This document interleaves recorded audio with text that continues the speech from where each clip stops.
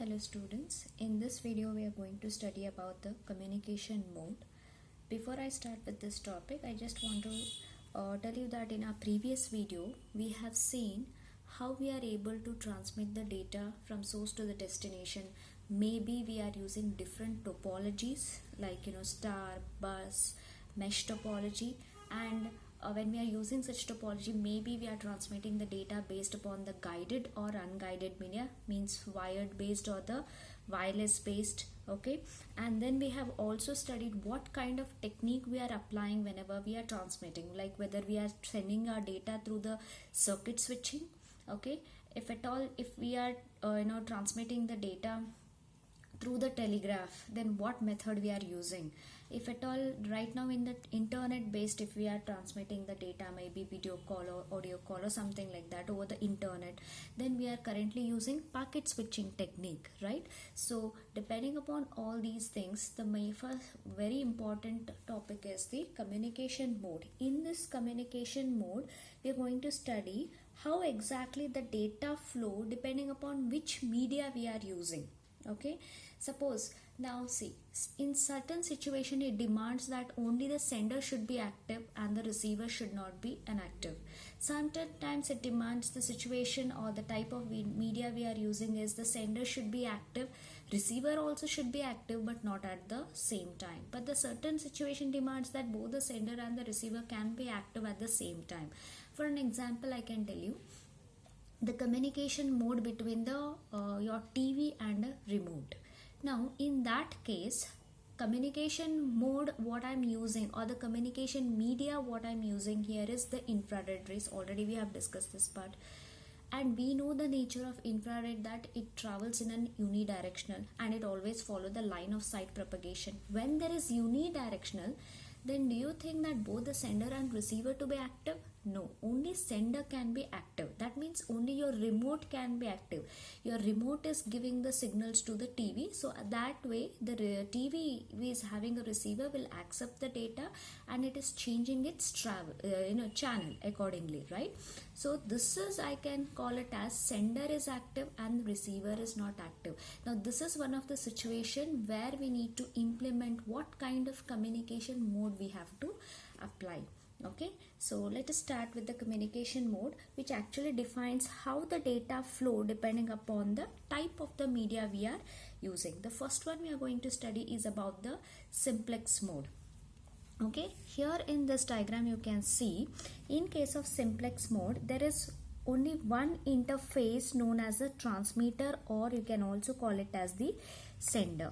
Okay, so there is one interface, that is a transmitter, and all other interfaces are the receiver. Right now in this my diagram, only one receiver is there.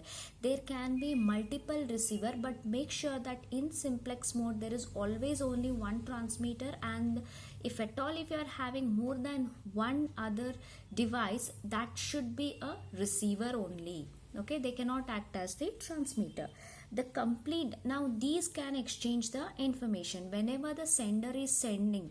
This sender is have the capability only to transmit the data, whereas the receiver has the capability only to receive the data. Receiver cannot transmit and the sender cannot receive the data. This is the one of the communication mode known as simplex mode, where there is only one interface known as the transmitter or the sender, and the rest all the devices should be the receiver. Now whenever I am transmitting the data, the full bandwidth will be completely will be traveling across the transmitter to the receivers. That means, suppose think that whatever medium I am using, whether it's a wired based or the wireless based, suppose think that it is having 100 megabits per second data transfer rate is, if it is there, then the entire bandwidth will be given to the transmitter itself. There will, okay, and the full channel will be of 100 megabits per second data transfer, you can send it to the receiver. Okay, then next one is, on this channel transmitting interface cannot receive the data and receiving interface cannot transmit the data. The best example I can give here is the TV broadcasting. As I already said, the example with the remote and the TV, where remote is acting as a transmitter and your TV is acting as a receiver, where only remote can send the data signals to the receiver. Okay, think that the remote is there. Okay, a remote is there where in the same room your radio is also there. Maybe two different TVs are there. I'll take two different TVs are there. Both, now one remote is there. No matter you operate that one with one remote to the TV, only remote has the capability to transmit the data. Both the TV should act as a receiver. One more example I can give here is the radio also. Okay, radio, radio in the sense you are changing the signals. Am I right? Like 93.5 FM, okay, 90.5 FM, Red Mirchi and all. You are giving the signals, right? Now, from the radio signals they are transmitting, and the antenna which is present on your radio are accepting those data, and as per you are changing the channel, it is playing the particular channel. But you are not sending any kind of signals to the radio station, right? Only radio station is acting as a transmitter in that case, and you are acting as the receiver. That means your radio is acting as a receiver with an antenna. One more example I can give is keyboard and your monitors. Keyboard can only input, and monitor can only have the ability to accept the data. That means it is having the ability to output the data. Keyboard cannot display the output, neither monitor cannot give the input, isn't it? So that is how the simplex mode works. The next one is the half duplex. In this half duplex, before I explain this, I can give an example as walkie-talkie. The walkie-talkie which has been used by, can give current example like the traffic police. You have commonly seen the traffic police will be having certain kind of these kinds of phones, cordless phones they'll be having. These are nothing but the walkie-talkies. Now how these walkie-talkies, now this is one of the situation where the traffic police are using walkie-talkie. See, someone other end, maybe at the one end, the one police is already, he's speaking over this walkie-talkie. That means his walkie-talkie is acting as a transmitter. It is transmitting, and the police at the other end can have the ability to only to receive. At the same time he cannot reply back. So once his conversation is finished, he will give a command that it's something like run out or something like that. He will give a command. That command makes this police to understand that he has completed his conversation. Next turn will be given by to this second police. Second police, when he is also having the ability to transmit, but at the same time the first police cannot transmit the signals, wherein he can act only as the receiver. I hope you are understanding. So hence the half duplex working is that, so in this channel each interface works as a transmitter as well as the receiver, but only one interface can transmit at the time. See, when the sender is transmitting the data, the other side should act as only as receiver. He cannot simultaneously act as a sender. When this person is receiving, he cannot simultaneously transmit the data. Instead, in that case, he should act as only as the receiver. Okay, here the full bandwidth of this channel is available to the transmitting interface, which will not receive while transmitting. That means 100 megabits per second if the data transfer rate if you are having as a bandwidth. So when the sender is sending, the complete 100 megabits per second will be given to this particular channel, to this particular sender itself. No data or memory allocation can be done for this kind of receiver. He will not be having any capacity to transmit. Now after his sending is over, the complete bandwidth will be transferred to at the receiver, because next time is receiver will be transmitting the data. So again 100 megabits per second complete bandwidth will be, capacity will be used by this sender, and then hence this side the receiver will receive the data at the speed of 100 megabits per second. Now bandwidth is what? The amount of the data that has been transmitted at a given particular time. That means for this particular time, what is the total capacity of data that you are being able to transmit? That is nothing but the bandwidth. Now I hope you have understood the half duplex, and where we can, and one more thing is here it is where this half duplex is being used is in walkie-talkies, marine or aviation. Marine in the sense, like, Navy people, usually radars and all, usually in the oceans and all, whatever ships are being used for our defense purpose, so they are all using such kinds of, kind of a remote cordless devices only. Okay, those are nothing but the walkie itself, which are being used in the marine, and all these are working based upon the radars. Okay, where at one point of time the sender will be having capacity to send and the receiver cannot transmit. Receiver has to only receive. At the other end, receiver, when he gets the chance, okay, and other end the transmitter, the other end, he cannot transmit the data. His job is to only just to receive. All these are being used in the marine. Aviation in the sense, aircrafts, airplanes, you have seen in most of the movies and all. First they'll be talking over some cordless device they'll be holding. They will pass the message and they say that okay, run out or something like that message they will send. Then the chance will be given at the other end to send the data. So all these nothing much depends comes under the half duplex. I hope you are understanding. Depending upon what media we are using and depending upon the situation, we have to decide what communication modes we have to use, whether for simplex, whether for the half duplex, and the next most important which we are currently using is the that's a full duplex.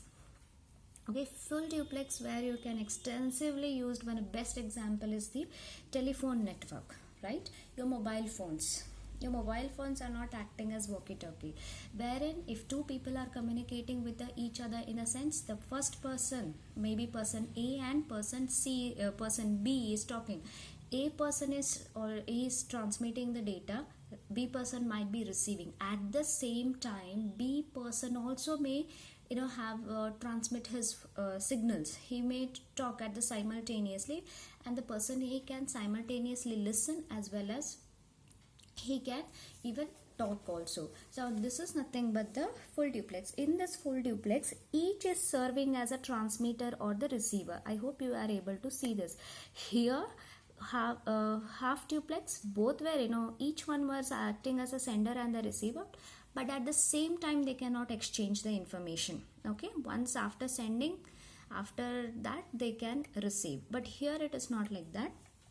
Both the transmitter and the receiver can receive at the same time and can transmit at the same time. The modern telephone uses the full duplex channel, but this full duplex channel is very expensive for the increased number of the channels and the bandwidth. Now what happens here, if I have 100 megabits per second, this 100 megabits per second bandwidth will be divided now, because both are having the capability to transmit at the same time and both are having the capability to receive.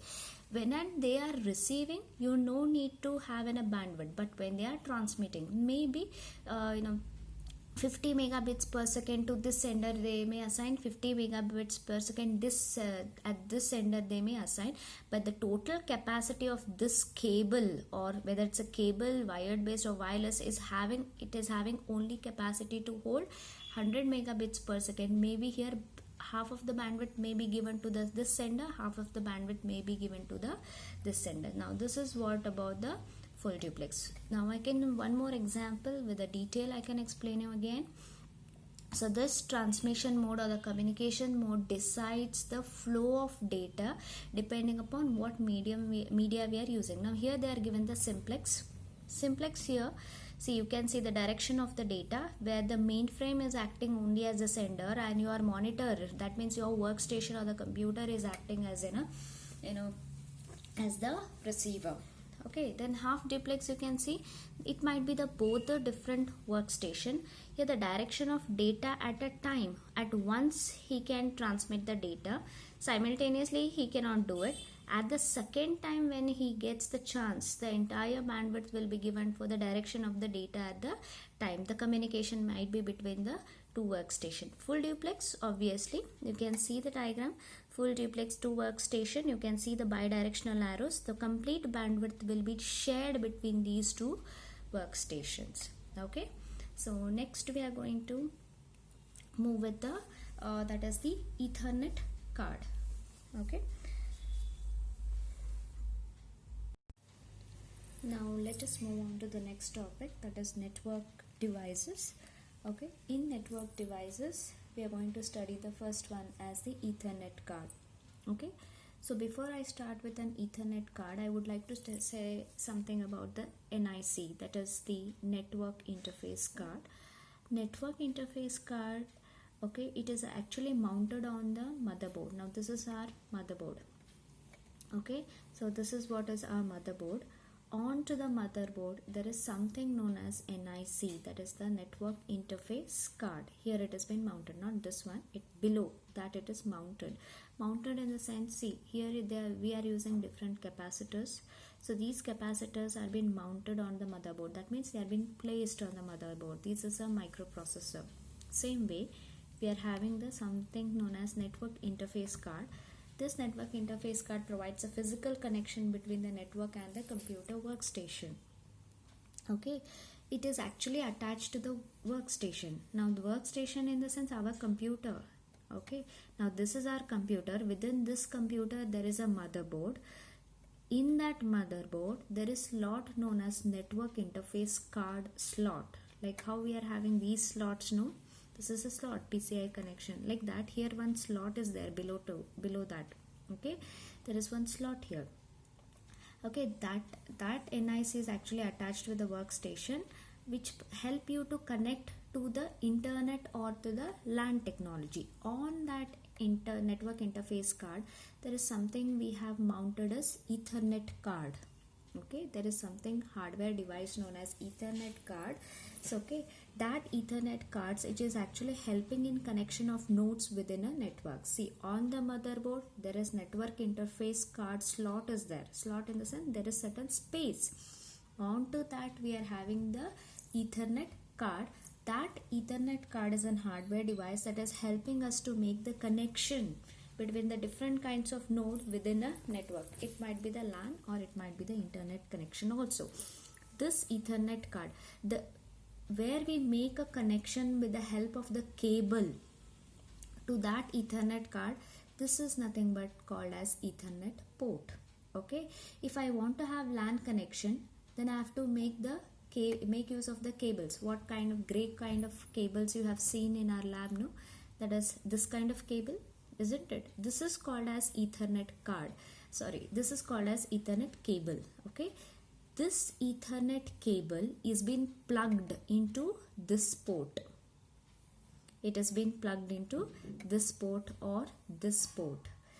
When it is being plugged into this port, it is actually connecting to the Ethernet card, which is responsible for making the LAN connection, which is actually placed within the NIC, that is network interface card. Again, that NIC is being placed onto the motherboard. I hope you are understanding, right? So I want to tell you that this Ethernet card, it is actually the LAN architecture which has been developed by the Xerox Corporation along with the Digital Equipment Corporation and the Intel. Now who has found this port is nothing but that is Xerox Corporation along with the Digital Equipment Corporation and the Intel. Okay, now I said that this is the port. Okay, this is the port means this is where that switch is being connected to this so that you are able to get the LAN connection. Okay, now if I have to have the LAN connection, you should know what kind of arrangement it should be. That means what topologies you are making use of in order to have the LAN architecture in your lab or in wherever you are having the LAN connection. If you are having the internet, that is WAN, wide area network, then what kind of arrangement it is having, isn't it? Suppose now, in order to make that connection, if at all if I'm accessing the LAN connection or the internet or the WAN or whatever, if I'm using this kind of a cable, this is Ethernet cable. If I'm using this Ethernet cable, always makes use of the bus or the star topologies.